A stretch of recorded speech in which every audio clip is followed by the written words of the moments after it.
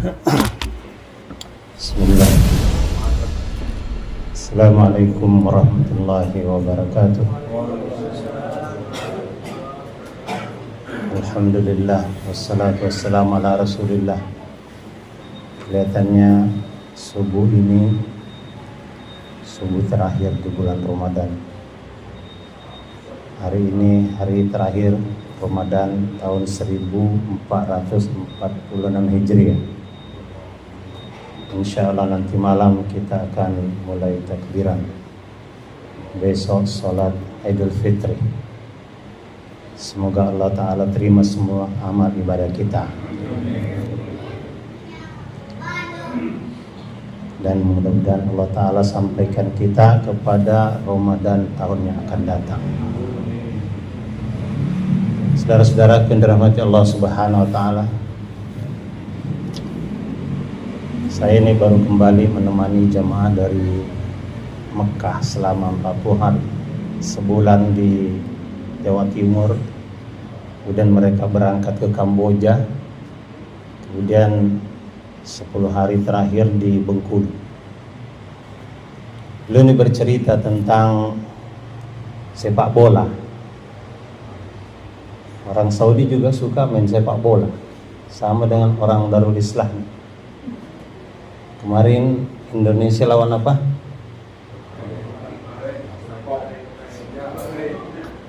Bahrain atau Kuwait? Bahrain. Siapa yang menang? Indonesia, alhamdulillah. Jadi dia cerita tentang orang Saudi main sepak bola lawan Indonesia.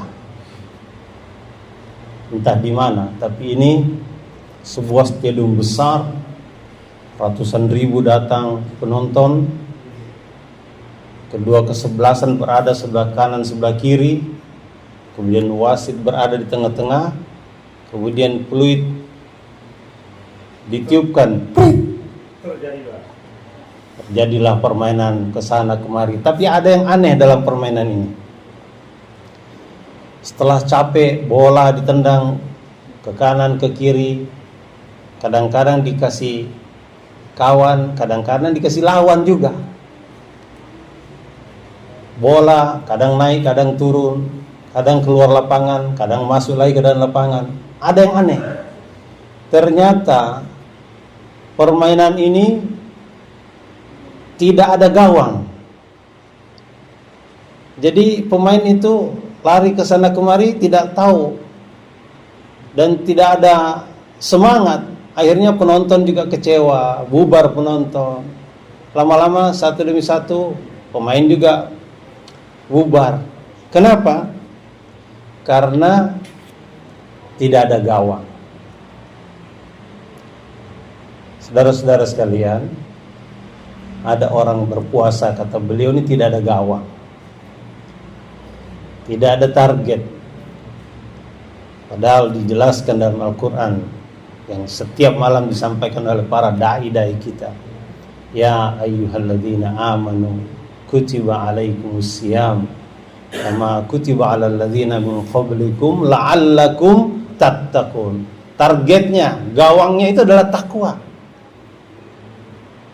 Inilah target orang berpuasa. Dan yang diperintah berpuasa itu orang beriman. Ada 1000 orang pakai baju merah, tapi diantaranya ada 200 orang yang pakai baju putih. Yang dipanggil, wahai kalian yang baju putih. Jadi yang baju merah tidak dipanggil. Yang dipanggil berbaju putih saja. Ada 8 miliar penduduk bumi ini. Yang dipanggil untuk berpuasa itu hanya orang-orang beriman saja. Ya ayyuhalladzina amanu, wahai orang-orang yang beriman. Jadi tidak semua orang dipanggil, tidak semua orang diwajibkan berpuasa. Yang diwajibkan berpuasa hanya orang-orang beriman. Maksudnya apa? Maksudnya la'allakum tattaqun. Kenapa maksudnya la'allakum tattaqun? Tattaqun ini takwa. Takwa ini benteng. Iman, takwa. Dulu Pak Habibie Islam sampaikan imtak. Imtak dan iptek. Ini iman dan takwa. Kalau iman ini warna, kemudian takwa ini coating pelapis. Orang furniture nih Pak Daiman tahu nih. Kalau habis ngecat, kalau tidak di coating gampang hilang, gampang rusak. Orang-orang beriman nih di coating imannya itu dengan puasa Ramadan supaya bertahan, tahan minimal setahun. Orang-orang Arab menemukan sebuah pulau, orangnya telanjang semua, sehingga diberi nama Irian.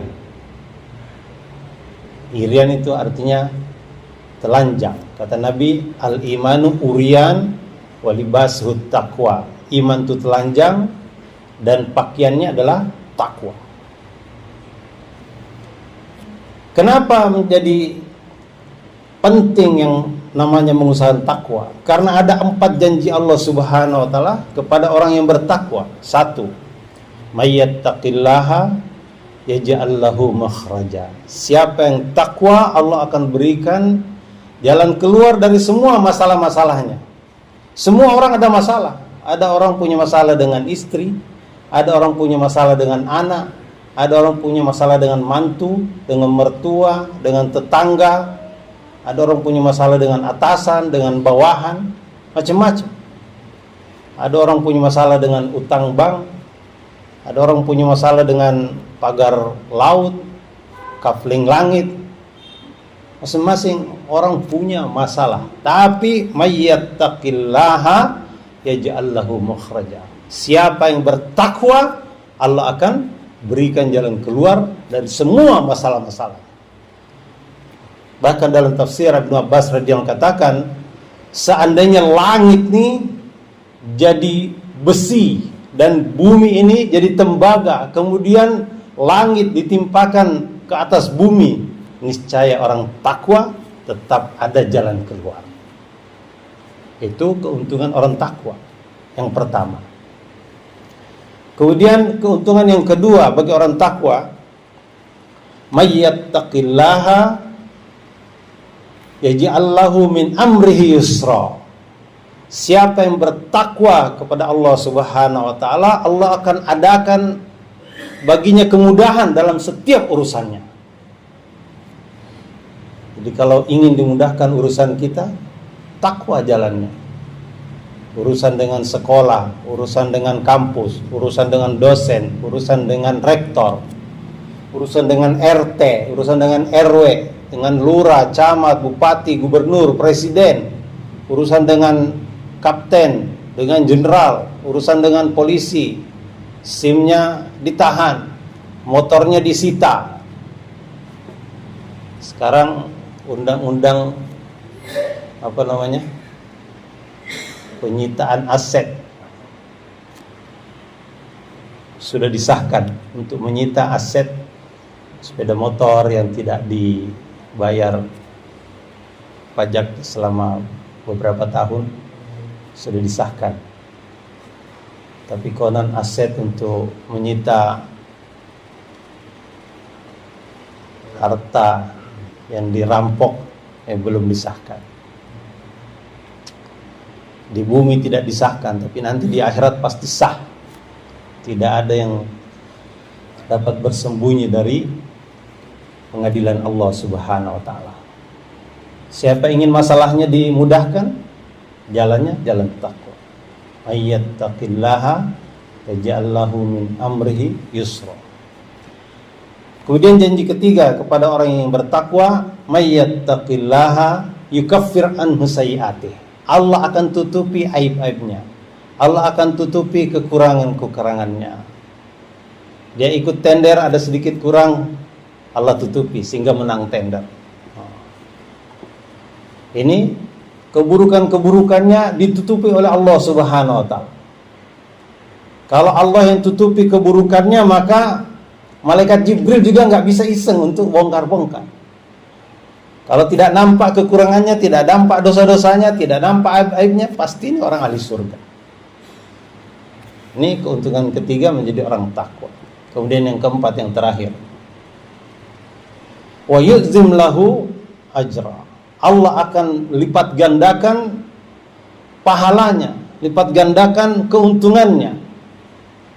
Bulan Ramadan ini yang amal sunnah dihitung fardu, yang amalan fardu dilipat gandakan 70 kali.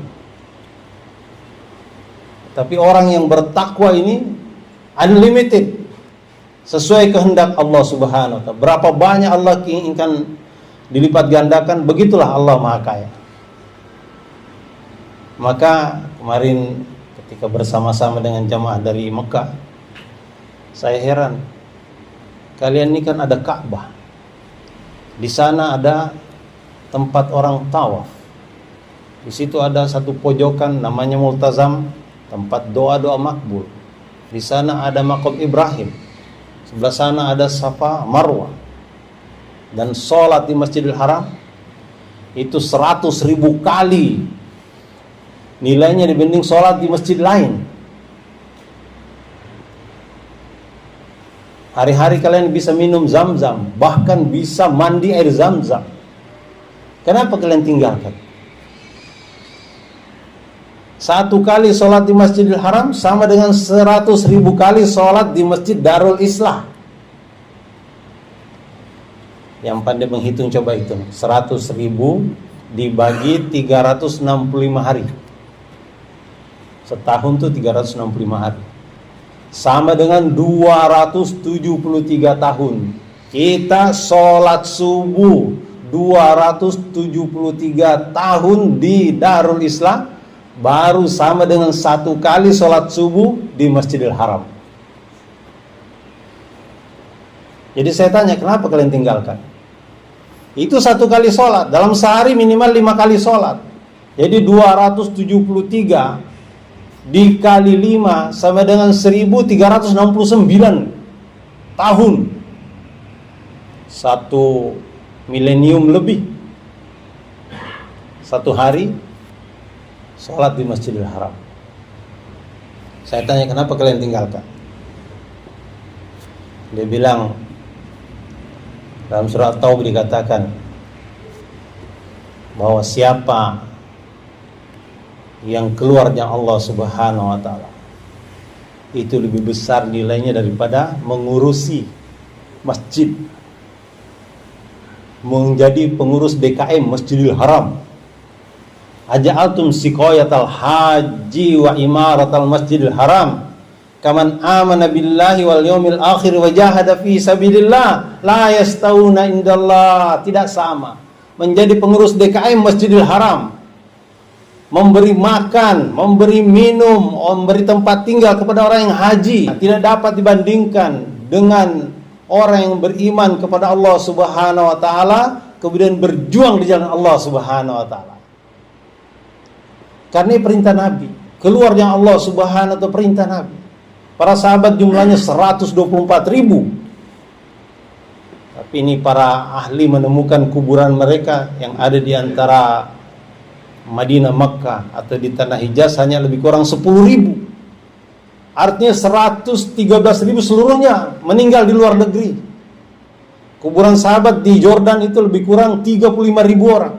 Ada Abi Waqqas, kuburan itu di Canton di China.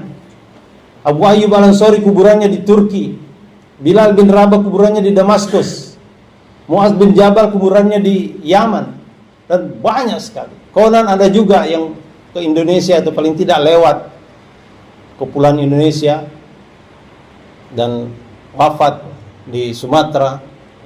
Wallahu alam. Tapi artinya keluarnya Allah Subhanahu wa ta'ala ada perkara yang sangat besar. Nah, kita ini latihan 3 hari saja, 40 hari saja, 4 bulan saja, sangat mudah. Tapi kita harus luangkan waktu kita untuk belajar, melatih diri, memperjuangkan agama Allah Subhanahu. Memang tidak nikmat, tidak nyaman. Biasanya tidur di atas kasur yang empuk, di ruangan ber-AC, tiba-tiba tidur di masjid orang, digigit nyamuk, kadang-kadang dimarahin pengurus DKM. Bukan pengurus inti, yang marahin itu marbot aja. Tapi semua ini adalah bagian untuk memperkuat iman kita. Mereka tinggalkan karena mereka paham nilai. Laghadwatun fi sabilillah auraha khairum minad dunya wa ma fiha. Sepagi di jalan Allah atau sepetang lebih baik daripada mendapatkan dunia dan segala isinya. Mudah-mudahan Ramadan ini membuat kita menjadi lebih strong imannya dan menjadi orang-orang yang bertakwa sebagaimana yang menjadi cita-cita Ramadan, dan kita digolongkan orang-orang yang senantiasa memakmurkan masjid insya Allah. Mohon maaf, mudah-mudahan menjadi berkah buat kita semua. Selamat menunaikan saum yang terakhir tahun ini, dan nanti malam kita tetap datang ke masjid besok sampai kita mati insya Allah. Subhanakallahumma bihamdika asyhadu an la ilaha illa anta astaghfiruka. Assalamualaikum warahmatullahi wabarakatuh. Waalaikumsalam warahmatullahi wabarakatuh.